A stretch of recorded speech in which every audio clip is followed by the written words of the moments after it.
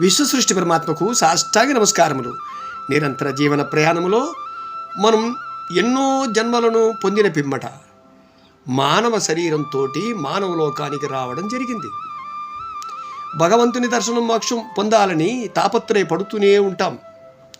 అయినా క్రిత జన్మలో మనం ప్రకృతిలో చెట్లుగాను, మృగాలుగాను, పక్షులుగాను, నదులుగాను అనేక రకముల జీవరాశులుగా జన్మించుట జరుగుతూనే ఉన్నాయి. కానీ ఎన్ని జన్మలు తీసుకున్నా విసుగు విరామం లేకుండా మనం పునరపి మరణం పునరపి జననం అని కాలం గడుపుతూనే వస్తూ ఉన్నాము.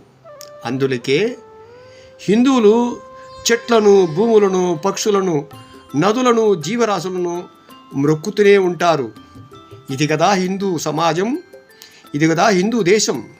మనం భగవంతుని చేరాలంటే కనీసం ఈ జన్మలో పూజలు, ధ్యానాలు, దానాలు, నామజపం నిరంతరం చేస్తూ ఉంటే తప్పకుండా భగవంతుడు దర్శనం ఇస్తాడు.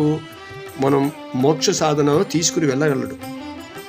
కాబట్టి నిరంతరం మనం ధ్యాన ప్రక్రియ అలవాటు చేసుకుంటే చాలా మంచిదని మీకు చెప్పడం జరుగుతుంది. సర్వే జనా సుఖినో భవంతు.